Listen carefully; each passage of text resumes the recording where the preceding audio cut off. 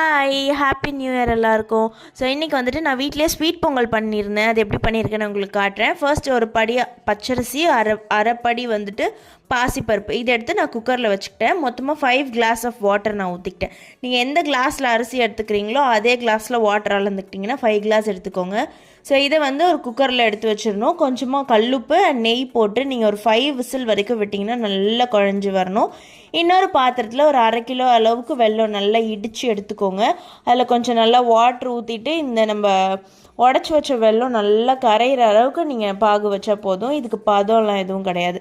So சைடில் வந்துட்டு இது நல்லா பாகு காய்ச்சிட்டு அந்த பக்கம் நம்ம விசில் வச்சோம் இல்லையா, அது ஒரு 5 விசில் வந்தோடனே நீங்கள் எடுத்து பார்த்தீங்கன்னா நல்லா இந்த மாதிரி தடன்னு குழஞ்சிருக்கும். ஸோ இது ஒரு பாத்திரத்துக்கு மாற்றிட்டு இதில் நம்ம காய்ச்சி வச்ச பாகு கொஞ்சமாக ஊற்றி நல்லா மிக்ஸ் பண்ணிக்கணும்.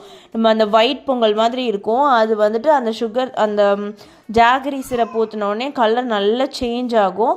ஸோ இதை நல்லா மிக்ஸ் பண்ணிவிட்டு நீங்கள் இன்னொரு கடாய் வச்சுக்கோங்க, சின்ன கடாய். அதில் ஒரு 5 ஸ்பூன்ஸ் வரைக்கும் நீங்கள் நெய் ஊற்றிக்கலாம். எவ்வளோ நெய் வேணாலும் நீங்கள் ஊற்றிக்கலாம். அதில் வந்து கொஞ்சமாக காஞ்ச திராட்சை, கொஞ்சமாக முந்திரி உடச்சி போட்டிருக்கேன். அதுக்கப்புறமா நான் ஏலக்காய் அண்ட் சுக்கு வந்து இடித்து போட்டேன்.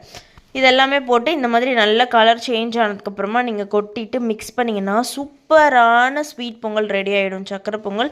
இது நான் நியூ இயர்க்கு செஞ்சேன். நீங்களும் வந்துட்டு இந்த இயரை நல்லா ஸ்வீட்டாக ஸ்டார்ட் பண்ணுங்கள். எல்லாருக்குமே ரொம்ப பிடிச்ச வருஷமாக எல்லாமே ஹாப்பியாக மாறணும். Thank you. Happy new year. Subscribe for more.